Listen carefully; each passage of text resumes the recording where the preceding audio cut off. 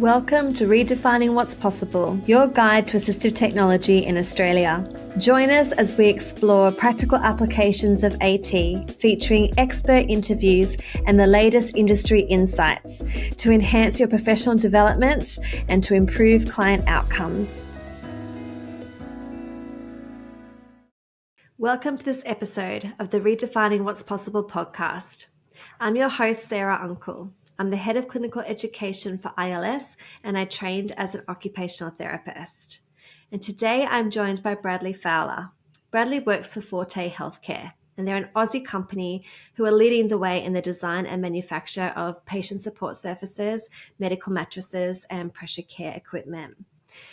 Bradley has been with Forte for 5 years, and he's part of the clinical education team.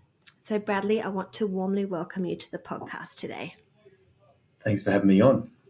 You're very welcome. Now, I've been very lucky to have many a conversation with Bradley around pressure injury prevention and pressure injury treatment, and he is very well read, very well researched, and knows all the latest evidence. So I'm thrilled that he's here to educate us. And I'm going to talk to him today about what we need to consider when we are prescribing a pressure care mattress. So Bradley, my first question for you is a little bit broad, but I wanted to ask you what the key considerations a therapist needs to address when they are considering prescribing a pressure care mattress. Yeah, that's a difficult one because of pressure injuries. It tends to be not a very simple subject. Obviously, that's a very important thing in terms of healthcare, where it's a horrible thing to have a pressure injury, and a lot of people get it. More than what people realise, right? Like I think a lot more than we realise. Yeah. But a big reason why it's such often is referred to as an epidemic, a pressure injury epidemic, right? We all know what that word means, but I think the difficult thing is there's so many factors that contribute to a pressure injury.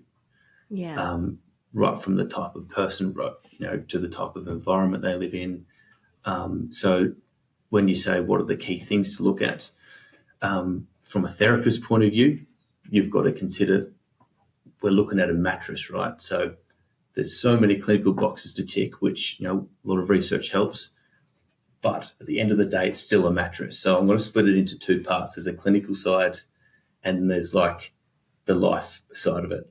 Yeah. So from a clinical point of view, we can very much focus on the term pressure. That's definitely the first and foremost and most key consideration is how can we reduce or mitigate pressure. The second most important thing I'd say is the term we call shearing, which is more of a horizontal force against the body. So when people are moving, sure, there's gravity, but there's pulling and pushing forces against the body as well.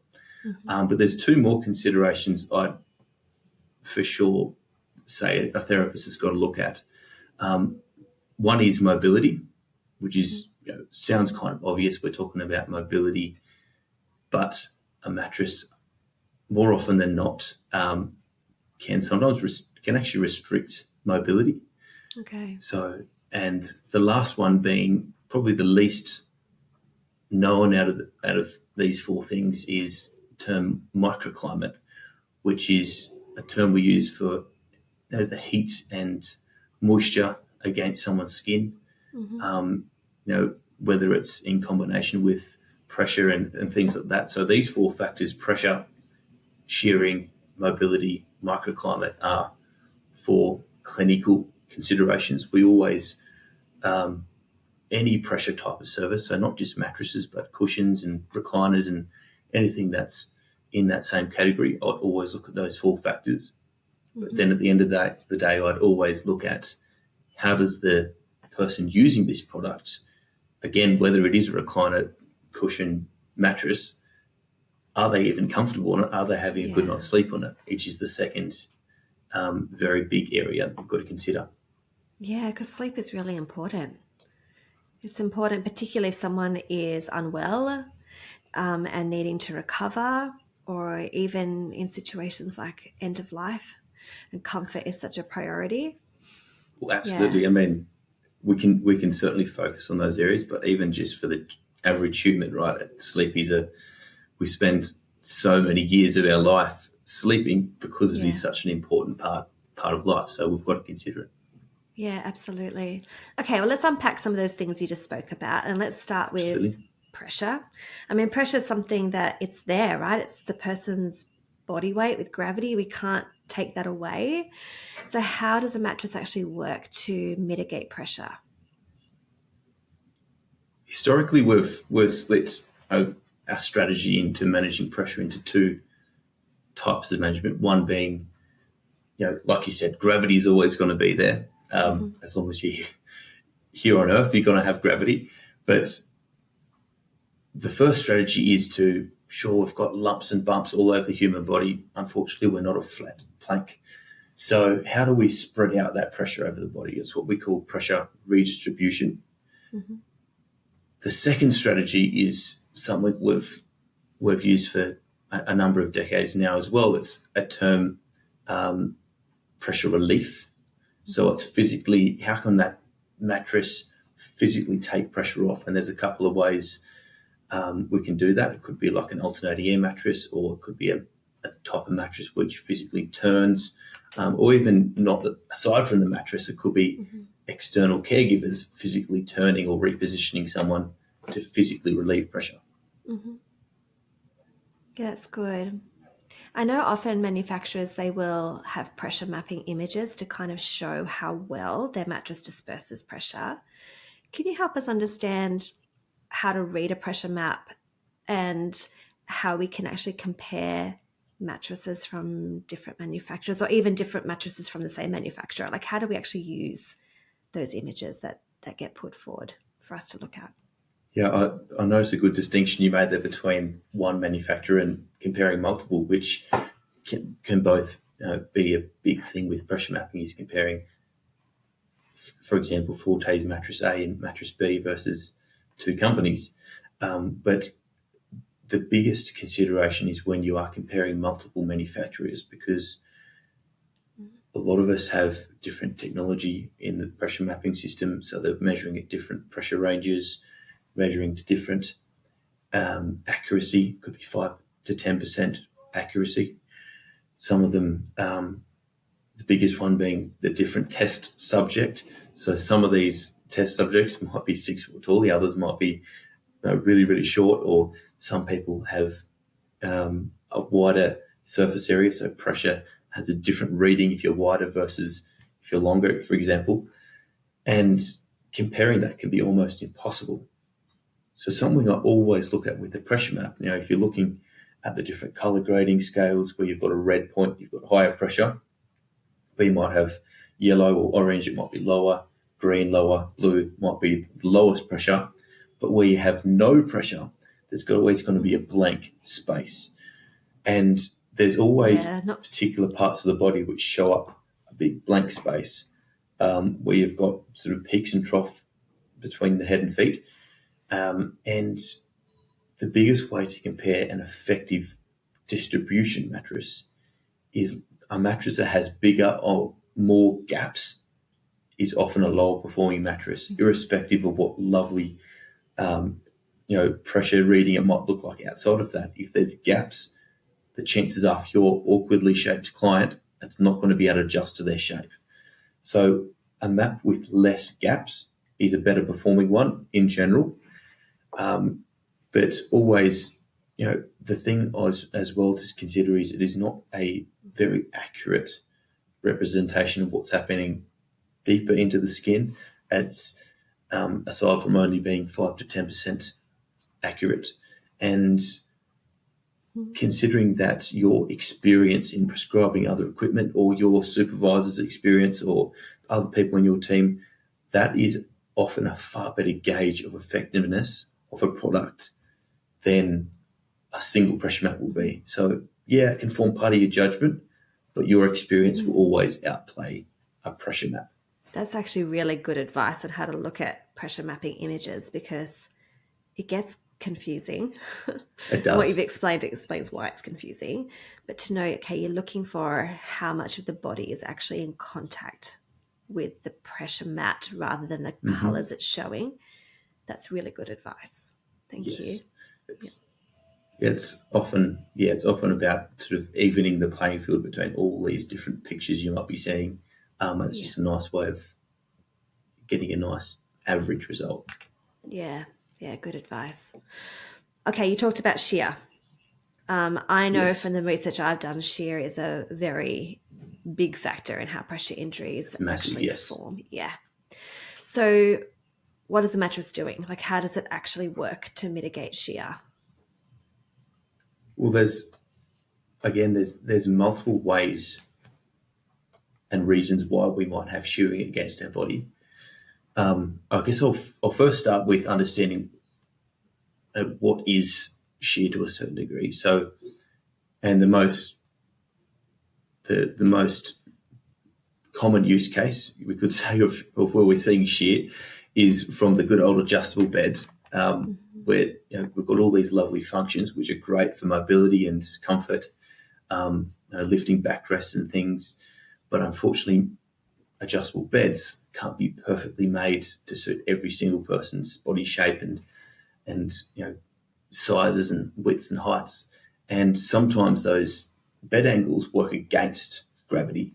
And what happens is we end up getting our bones and our soft tissues, our skin surface, moving in the opposite direction to each other. And so when we're talking about a pressure injury as a result from pressure, it's because we're squishing all those soft tissues. When we're thinking about shearing, it's essentially the same thing. Instead of squishing, we're stretching them. And there's a couple of really important things to consider there, because a pressure injury can happen in, essentially there's two pathways to a pressure injury. One is we're restricting the blood flow due to the collapse of our tiny capillaries inside our soft tissues. Or the second one, and probably lesser known one, is damage due to physical pressure and it damaging the tiny cells within our skin. So they're two completely separate ways to get a pressure injury, and shearing affects both of those. In fact, what research they've found is when you've got that shearing stretch against the skin or against the soft muscle tissues in particular,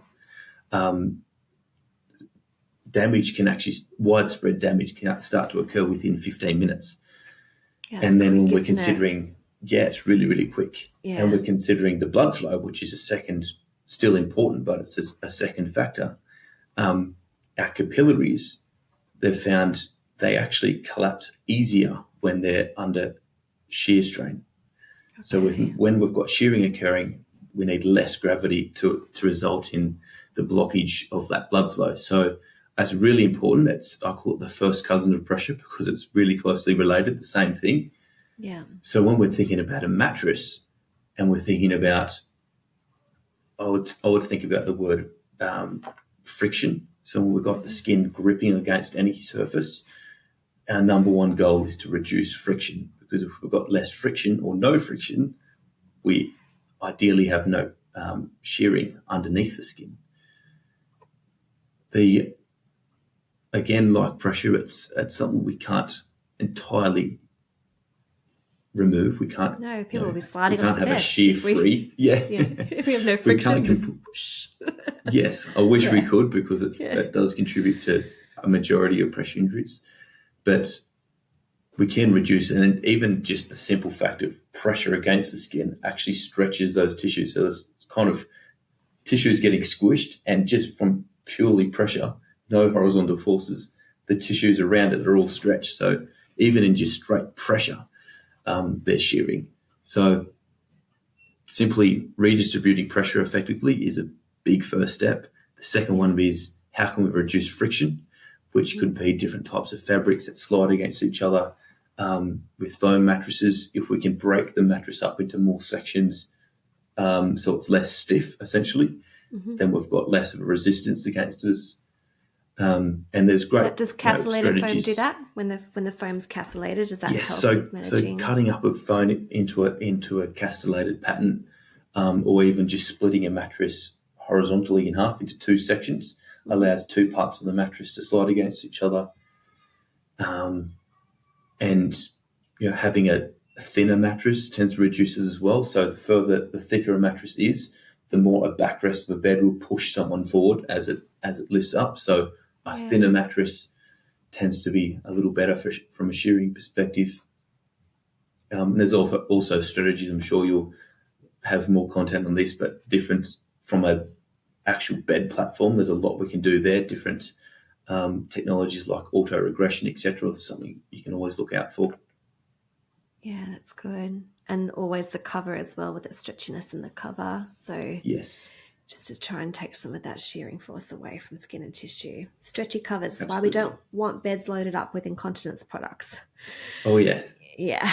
yeah. So Because a stretchy cover allows like whatever technology or research someone's put into a mattress, and all the standards you've got to test to, and like we're talking about pressure mapping, all these things we do, and then you stick a non-stretchy surface on top of it, like an incontinence pad or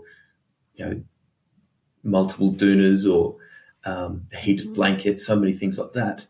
And then all that effort and funding that's gone into that mattress, you've just thrown out the window. You sometimes yeah. you might as well be lying on the lounge room carpet or something because Yeah. because you're restricting the performance. Say, Yeah. Yeah. And it's so important that everybody understands that, and that we communicate that, not just among therapists, but around caregivers and even yeah, the end user themselves, to understand that we really are for preventing the sure. mattress doing its job for loading up the bed. Yeah, that's good. Is there a way that we can standardized like test for shear? Is there any standardized test for that? Like there is with pressure mapping for pressure. Is there anything like that for shear? There is much less common than a pressure map. There is standards that we can test to. Most notably is a set of standards set out by Resna from out in the US, RESNA. You can look it up and get your hands on the standards and see the different tests which we run here in Australia. But from a shearing perspective, it is so difficult because where shearing force occurs on the body is not necessarily at the surface where the skin is. It's down deeper inside the muscle tissue or next to the bone, which, it's impossible to test that far Yeah. deeply into someone's tissues. But we can test things like how stiff a mattress is. So there's particular tests called the horizontal stiffness test, which means we essentially have a mannequin, we pull it and test how much pull back force there is when someone, for example, repositions in bed, or imagine the backrest, how much resistance there is, which is the best we can get out of a standardized shearing test. And there are ways we can add a particular shearing sensor to that surface, but again, that's measured right at the surface and not deep in the tissue. Yeah. Okay. Good point.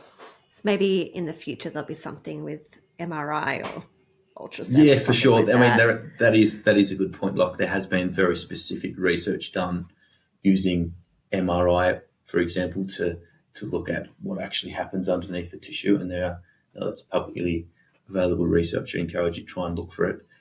And it sort of is an eye opener when you get an MRI of shearing happening. Actually, wow, that's a lot of force happening to the soft tissue that I didn't realize was happening.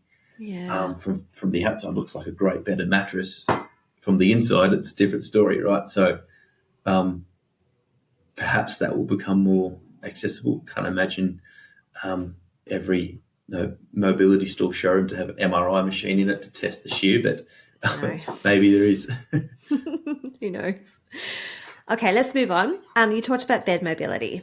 And how can a mattress encourage bed mobility or discourage bed Yep. mobility? And what should we think about when we are considering that as a therapist?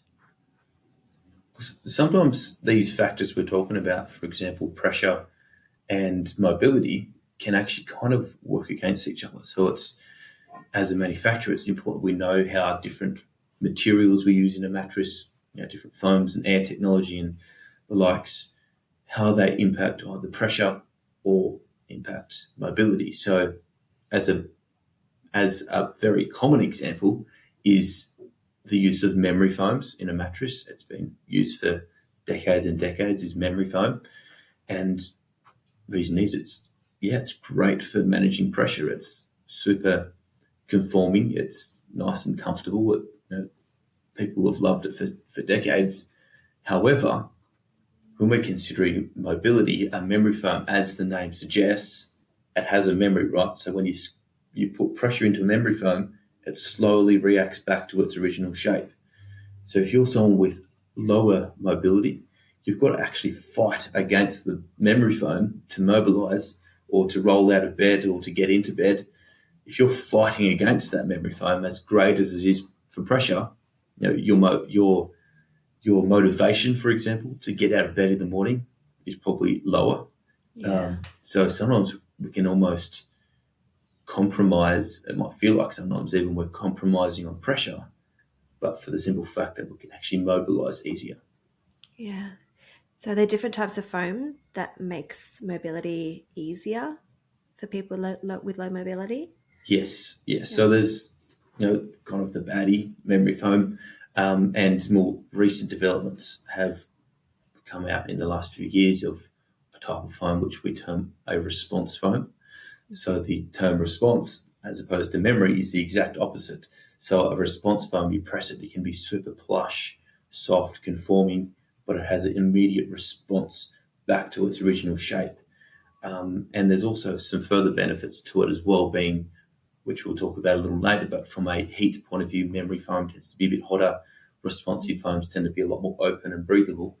But purely from a mobility point of view, you'll see, from our perspective anyway, and I hope a lot of others do it as well, is a more bouncy, responsive foam on the top. Sure, you put your hand in, it feels plush, but you don't get that stuck feeling in the mattress. And there's simple things we can do, like where there's the edge of the mattress foam tends to collapse a lot easier at an edge. So something we've done for literally the last 17, 18 years as manufacturing in this industry is a firm bolster edge, and it's just something we've done since day one. But not every time is that a part of the pressure mattress you're looking at. And it's an important part because it means safe sit-to-stand transfers from the edge of the bed. Safety, for sure. Yeah, it's really important. Preventing falls is very important. Okay, let's talk about microclimate. You just alluded to it, talking about how memory foam is tightly poured and can sort of trap heat. Yes. So what is done within a mattress to help manage the heat and the moisture that can build up in skin? I suppose the biggest culprit to the build-up of that is the management of incontinence, which is a big part of a lot of equipment, but particularly a mattress.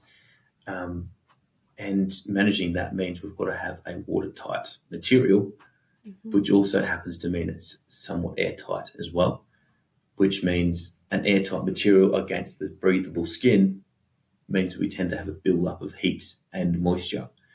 And we can't ignore the fact we do need to manage liquids, and we do need to manage the fact that there is, we have to have watertight materials. So sometimes I find the biggest factor to consider when someone's getting their first waterproof material on a mattress is adjust the room temperature according to it. So if you've always slept on that same old mattress for the last decade and you've always had the room temperature set at the exact 19 degrees, whatever it is, just throw it down 1 or 2 degrees from day one, because then your body's going to adjust better. But in terms of what we actually do to the mattress, there is, the biggest factor is that outside cover. So sure, if someone needs the waterproof, go for it. But if they don't actually need it, a lot of higher level pressure mattresses come standard with a waterproof cover. So there's a lot of options out there now to opt for a non-waterproof material if they don't need it. So it'll firstly massive impact on comfort and heat. But then inside the mattress as well, we need to encourage airflow. So some foam in general, but some foams are particularly bad at managing airflow. The good old memory foam we've been talking about, again, tends to be a tightly packed foam. So it traps heat, it holds it in. So alternatively, we can use foams like a response, which is great, or physically we can just with our technology like castellated foams or particular patterns of cuts in foam we can do to encourage airflow through the mattress, which will only be effective for someone that has mobility. So as long as someone's mobilizing the kind of trapped air inside the mattress, as long as that can flow in and out, that's very helpful. And then, on the other hand, the good old alternating air mattress is a great alternative for managing heat, even aside from its pressure management side. Managing heat, it's a great strategy using an alternating air mattress because you're physically pulling in and out air from the mattress. Sometimes it works a little bit too good, and a lot of people actually feel quite uncomfortable as a result, and that might be where our hybrid type mattresses fit in to get a nice middle ground. But there are a few ways we can address microclimate like that.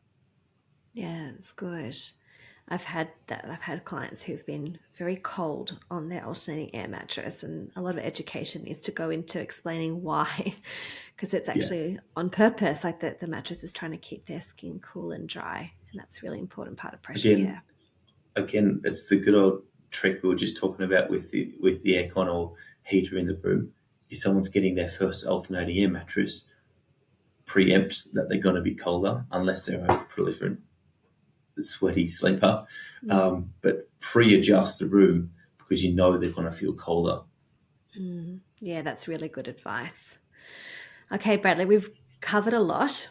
So if you can sort of sum up and give us sort of 3 main takeaways for therapists to keep it top of mind when they are considering pressure care mattresses, what would those 3 things be?